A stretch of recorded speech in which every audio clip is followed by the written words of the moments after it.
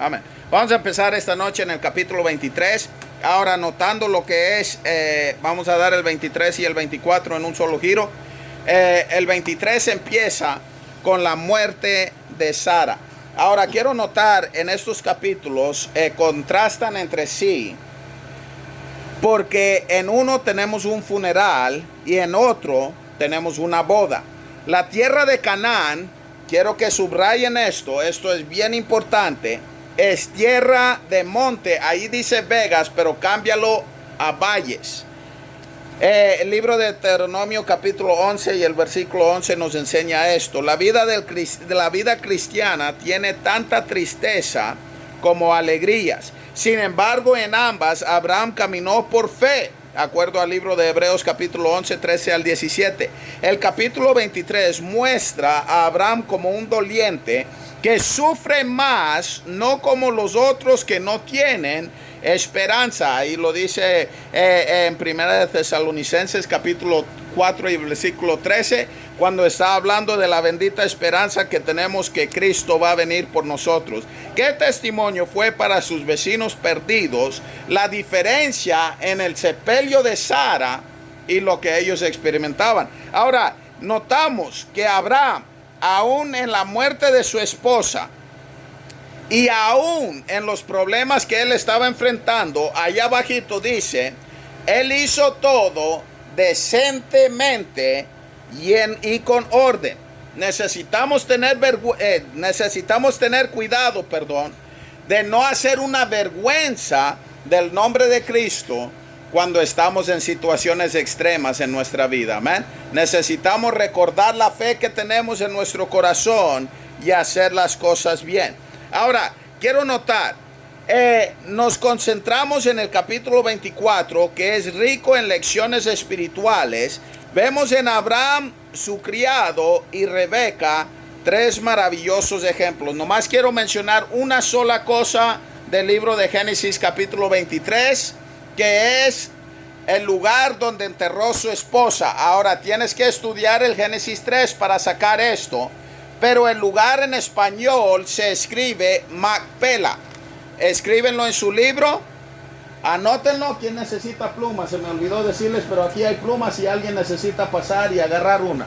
Ahí hay pluma y ahí hay papel, pero ahí les dejé el blanco para que lo pudieran anotar. Macpela.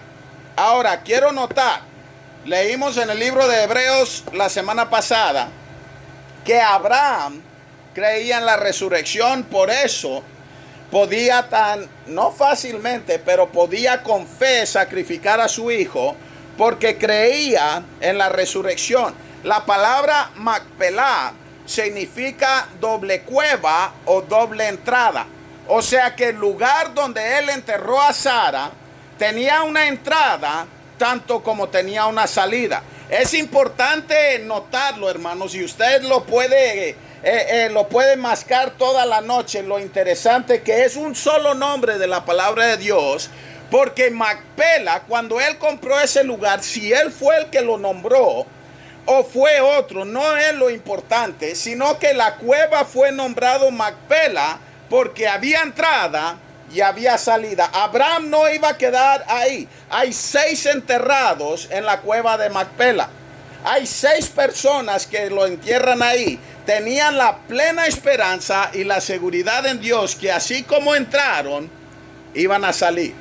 Es bien interesante. Es bien interesante que algo tan para nosotros insignificante puede tener tanta significancia. ¿Man? Entonces anoten Macpela y la definición era doble cueva o 2 entradas, que nosotros lo notamos como una entrada y una salida. ¿Man? Ahora quiero notar el 24. El 24 es lleno de lecciones espirituales, porque vemos una de las primeras fotos de la Trinidad.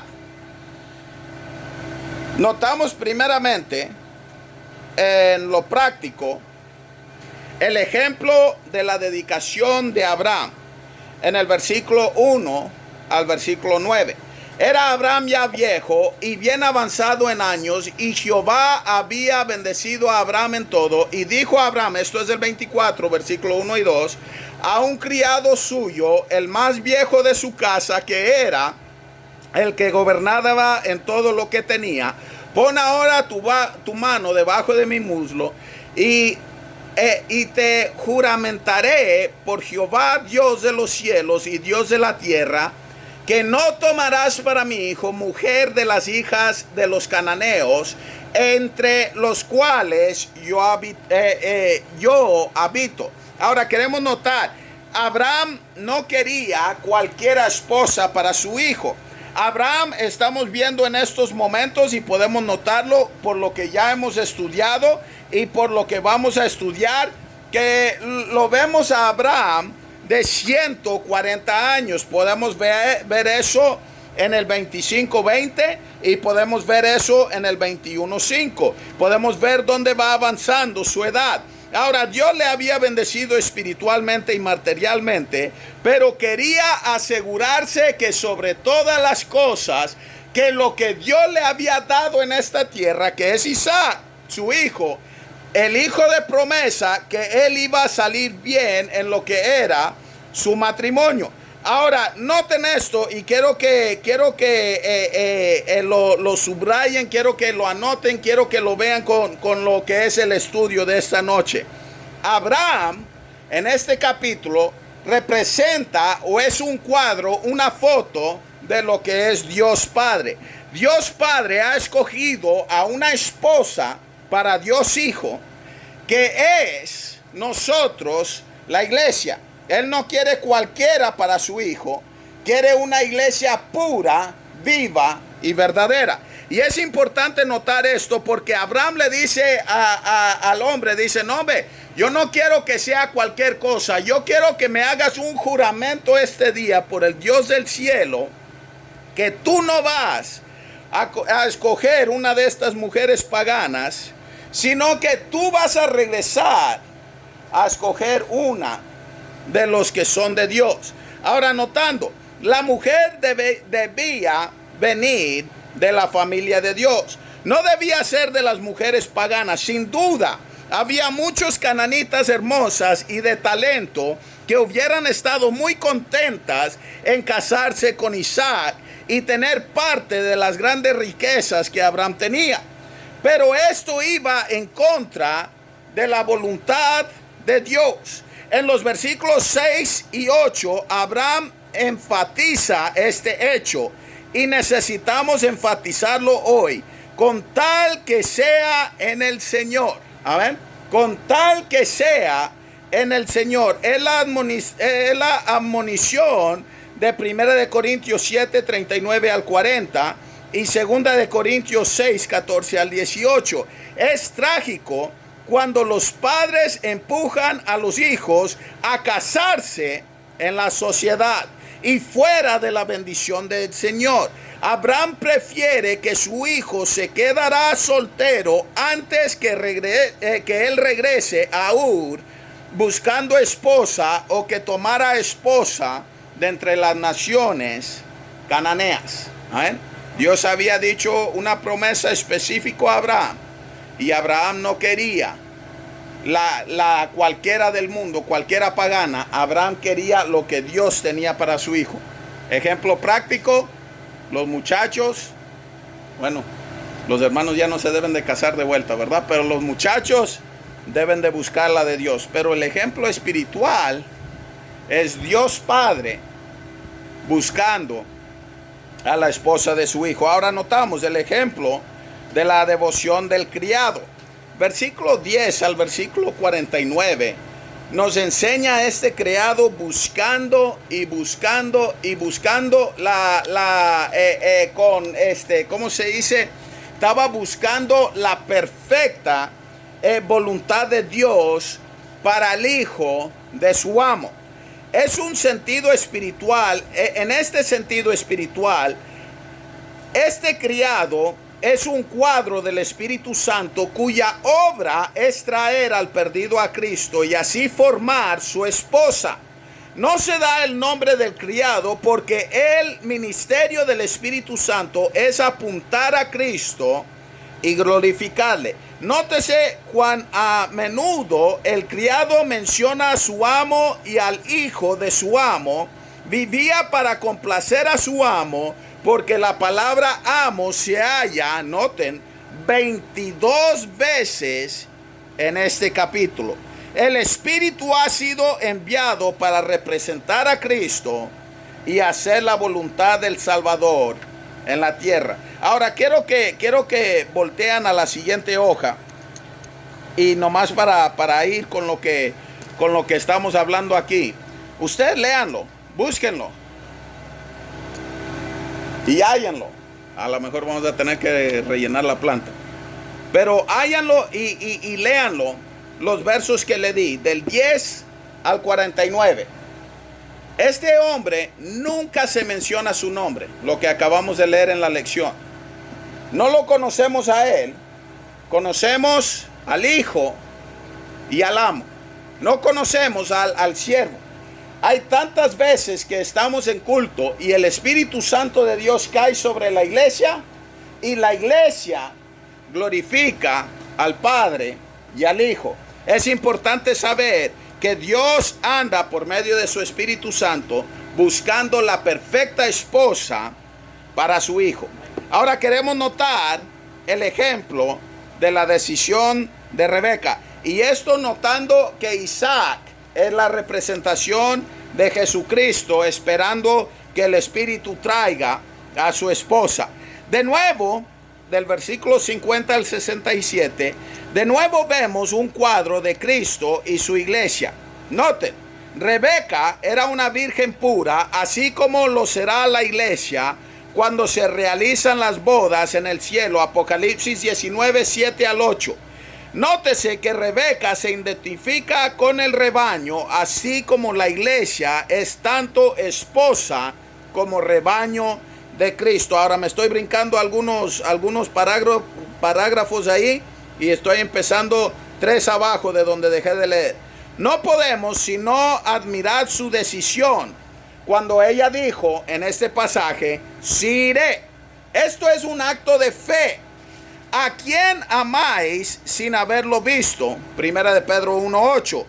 Esto cambió la vida de ella. Ella era una sierva y una criada en la casa de su padre, pero vino a ser la esposa de un hombre muy rico y poderoso en esta tierra, que es Isaac. Asimismo nosotros tuvimos que venir a una decisión.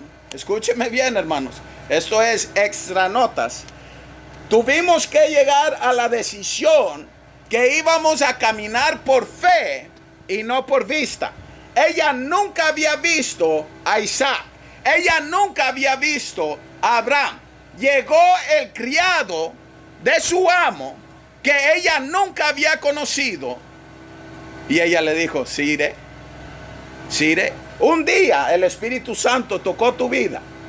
Un día el Espíritu Santo bajó a donde estabas tú, y tú tuviste que hacer una decisión sin ver al Padre, sin ver al Hijo, y tuviste que decir: yo iré. Yo iré. Dios no te forzó a estar en este lugar. Tú decidiste por fe creer en el Hijo del unigénito, en el unigénito Hijo de Dios, perdón. Y podemos ver la foto de Dios Padre, Dios Hijo, Dios Espíritu Santo y Dios Hijo viniendo por su esposa Rebeca, en nuestro caso la iglesia. Y es una impresionante foto y tipología de lo que es Dios. Y para los que no entienden tipología, nomás es un cuadro, una foto de lo que es Dios Padre, Dios Espíritu Santo buscando a la iglesia, y Dios Hijo al final de este capítulo recibiendo a la iglesia como su esposa cuando un día viene por nosotros. Amén. Es importante. Vamos al capítulo 25. Yo les estoy dando el significado. Yo espero que ustedes lo masquen toda la semana y que le saquen más. Amén. Es como un chicle. Al principio tiene un sabor muy bueno, pero no se bota. Amén. Se sigue mascando hasta que le saque todo uno. No lo mastiquen el papel, por favor. Ahora noten, capítulo 25 al capítulo 27. Quiero notar, Esto está hablando de Abraham y Cetura.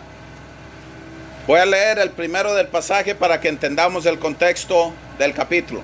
Abraham tomó otra mujer cuyo nombre era Cetura, la cual le dio a luz Simram, Joksán, Medán, Madián, Isbac y Sua.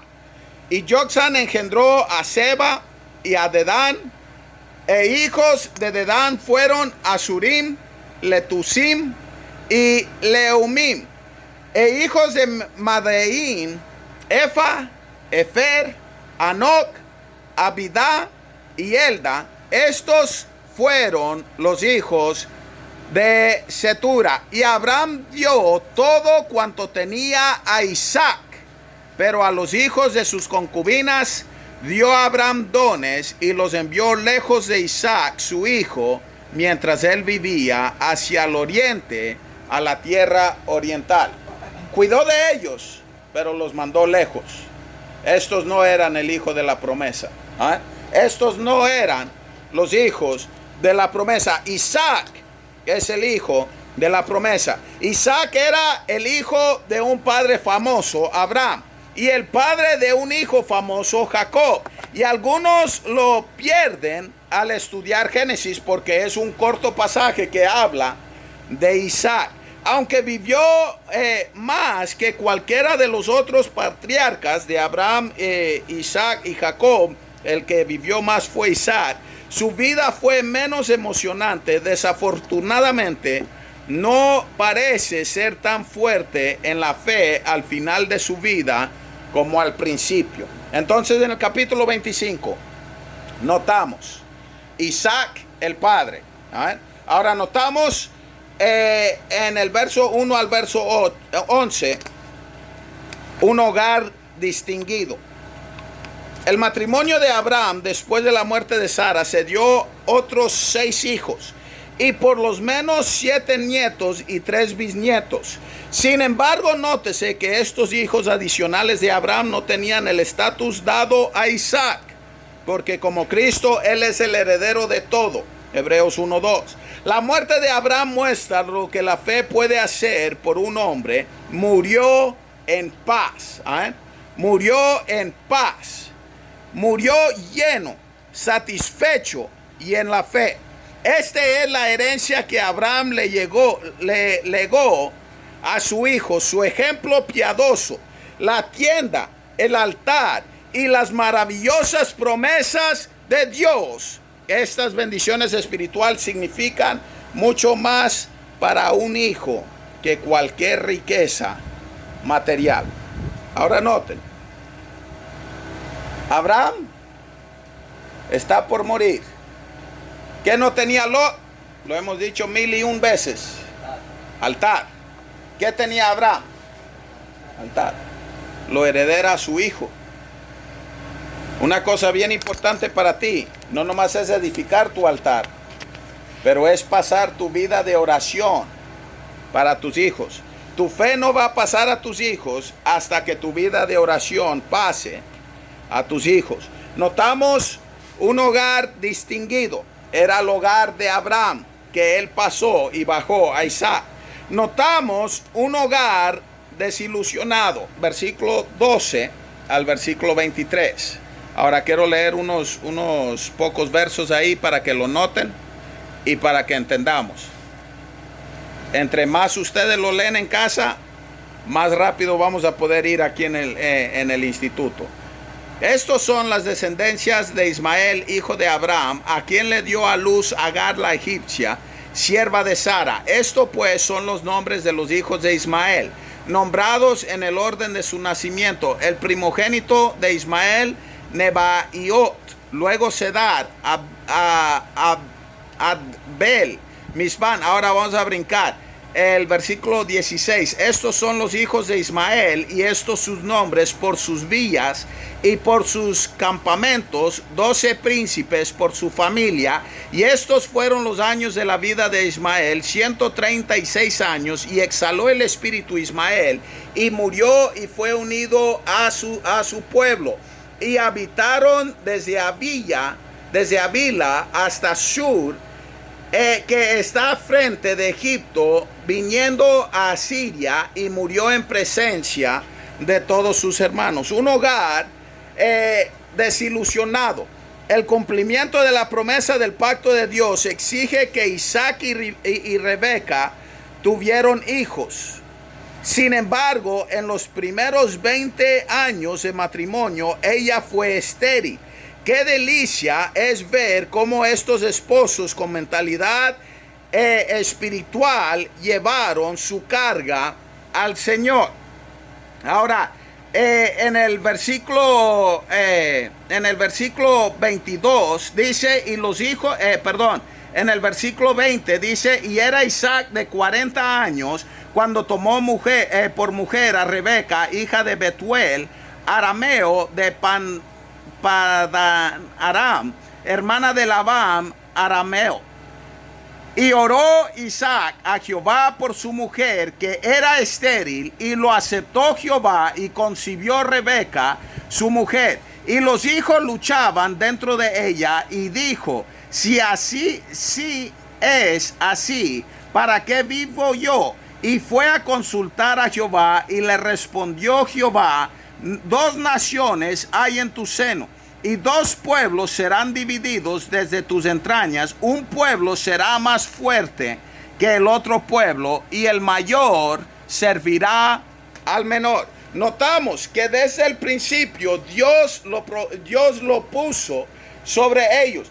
Isaac va, ora por su esposa. La esposa empieza a tener hijos. Son gemelos, y Dios dice, el mayor va a servir al menor. Sabemos que el hogar fue dividido por esto mismo. El 24 al 34 vemos los gemelos eran lo opuesto en apariencia y en temperamento.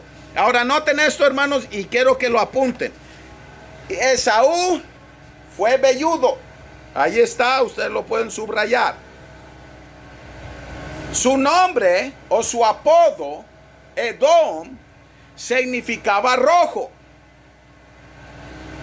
Y notamos que Jacob era totalmente diferente, era un lampiño. Era uno que no le crecía mucho pelo. En el C, un hogar dividido. Esaú es velludo, su apodo es Edom, que significa rojo. Para que lo vean, verso 13. Dijo a Jacob, te ruego que me des a comer de ese guiso rojo, pues estoy muy cansado. Por tanto fue llamado su nombre Edom. Imagínate que te apoden por lo que te gustó comer en un momento de hambre. Oh, yo tendría muchos apodos. Lo apodado en Edom por lo rojo que él comió ese día. Ahora, pero noten, Jacob, porque él hastió y tomó de lo que es el pie de su hermano, a él se le fue puesto Jacob, que significa que toma por el calcañar, o sea, suplantor, engañador, tramposo. Subrayenlo, hermanos, porque es bien importante el nombre de Jacob, porque Dios se lo va a cambiar.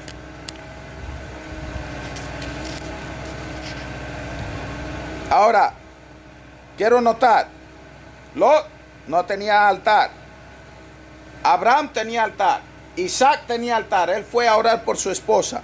Notamos, Esaú nunca tuvo altar.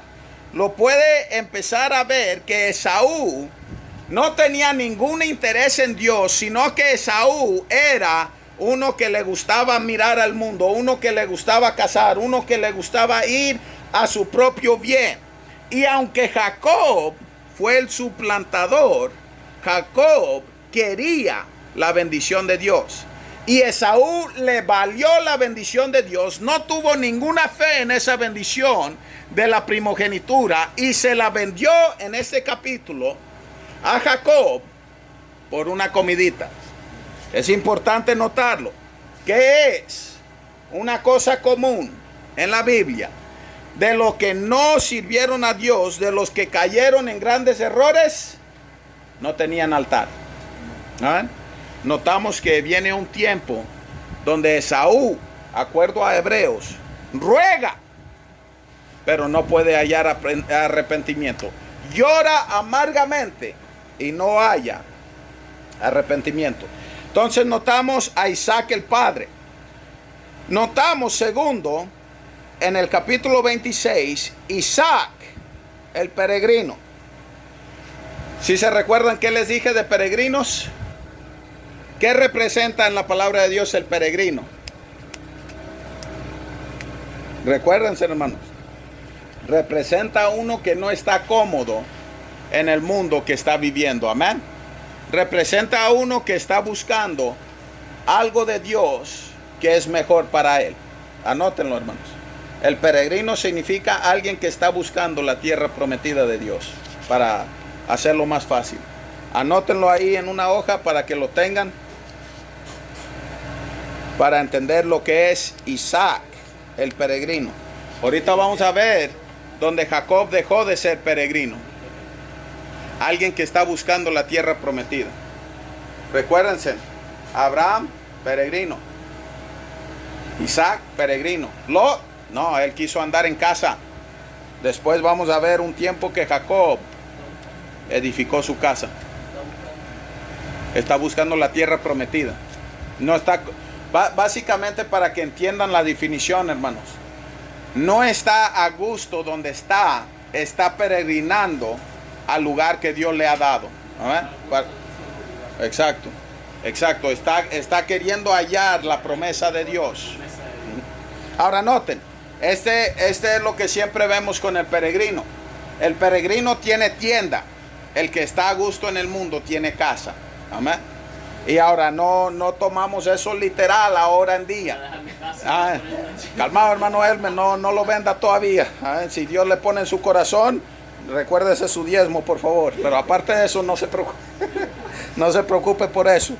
Pero note, primera cosa que notamos de Isaac, y quiero impresionarlo especialmente todos ustedes aquí que son hombres. Él enfrentó, noten bien, las tentaciones de su padre. Estamos en el 26, versículo 1. Después hubo hambre en la tierra, además de la primera hambre que hubo en los días de Abraham, y se fue Isaac a Abimelech, rey de los filisteos, en Gerar, y se le apareció Jehová y le dijo: no desciendas a Egipto, habita en la tierra que yo te diré, habita como forastero en esta tierra, y estaré contigo y te bendeciré, porque a ti y a tu descendencia daré todas estas tierras, y confirmaré el juramento que hice a Abraham tu padre. Multiplicaré tu descendencia como las estrellas del cielo, y daré a tu descendencia todas estas tierras, y todas las naciones de la tierra serán benditas en tu simiente, por cuanto oyó a Abraham mi voz y guardó mi precepto, mis mandamientos, mis estatutos y mis leyes. Notamos, si volvemos para atrás, ¿dónde fue el segundo lugar donde Abraham mintió de Sara? ¿Ya? Egipto fue el primero. ¿En dónde fue el segundo? Aquí está enfrente de ustedes, lo acabamos de leer. ¿En dónde? Abimelech era el rey. ¿Qué era el lugar? Empieza con G. Está en el verso 1 al final. Gerar. ¿Ok? Recuérdense en ese nombre. La tentación del padre le pegó al hijo. Noten lo que le pasó al padre. Había un hambre en la tierra. ¿Qué pasó al hijo? Había un hambre en la tierra. ¿A dónde corrieron? A los filisteos, que sabemos que son los enemigos de Dios. No te dé tentación regresar a los enemigos de Dios cuando te empieza a pegar un poquito de hambre. Espera en Dios. Deja que Dios te suple lo que tú necesites. Notamos que él enfrentó los mismos tentaciones de su padre. Asimismo, lo que tú no te cuidas, tus hijos van a enfrentarlo, y si no tienen cuidado van a repetir los pecados que tú cometes. Noten el 6 al 11. Capítulo 12 y el capítulo 20 vemos a Abraham echando una media mentira, o mentira a media. Subrayen aquí donde empezamos en el subpunto B. ¿Sí ven ahí el subpunto B? ¿Sí van conmigo, hermanos? Ok. Subrayen ahí. Mentira a medias. En el capítulo 12, en el capítulo 20, ¿qué es lo que Abraham dice, le pide a Sara, su mujer, cuando están entrando en tierras extrañas? Dígales que eres mi hermana. Amén. ¿Por qué? Porque era su media hermana. Ahora Isaac repite los pecados de su padre. Primero baja a la tierra que había bajado de su padre cuando había hambre. Y luego vemos que él hace la media mentira de que eran hermanos. La adoptaron Isaac y Rebeca con los mismos tristes resultados. La pérdida de la bendición del testimonio y un regaño público de un rey pagano. En el B, su punto B, donde dice repitió los pecados de su padre. ¿Sí ves? ¿Qué dice? Sí, sí. ¿Sí estás? Ok. A ver, su punto C. No, nomás estamos señalando el 6 al 11. Lo único que está señalando, Isaac repitió la mentira a medias tratando de que no lo mataran y perdió la bendición del testimonio de Dios que estaba sobre su vida. Qué triste es cuando alguien del mundo nos tiene que recordar que somos cristianos. Amén. Es importante hacer lo correcto. Ahora, notamos, del 12 al 22, él tiene que cavar de nuevo los pozos que construyó Abraham. Quiero verlo para el contexto. Versículo 12. Y sembró Isaac en aquella tierra y cosechó aquel año 100 por 1. Oh, el hombre era bueno para la siembra. Y le bendijo Jehová. El varón se enriqueció y fue prosperado y se engrandeció hasta hacerse muy poderoso y tuvo hato de oveja y hato de vacas y mucho labranza, y los filisteos le tuvieron envidia. Y todos los pozos, noten, que habían abierto los criados de Abraham su padre, en sus días los filisteos los habían cegado y llenado de tierra. Entonces dijo Abimelech a Isaac: apártate de nosotros, porque mucho más poderoso que nosotros te has hecho. Y Isaac se fue de ahí y acampó en el valle de Gerar y habitó ahí. Y volvió a abrir Isaac los pozos de agua que habían abierto en los días de Abraham su padre, y que los filisteos habían cegado después de la muerte de Abraham, y los llamó por los nombres que su padre lo había llamado. Y Isaac se fue de ahí y acampó en el valle. Me volví para atrás, el 19. Pero cuando los siervos de Isaac cavaron en el valle y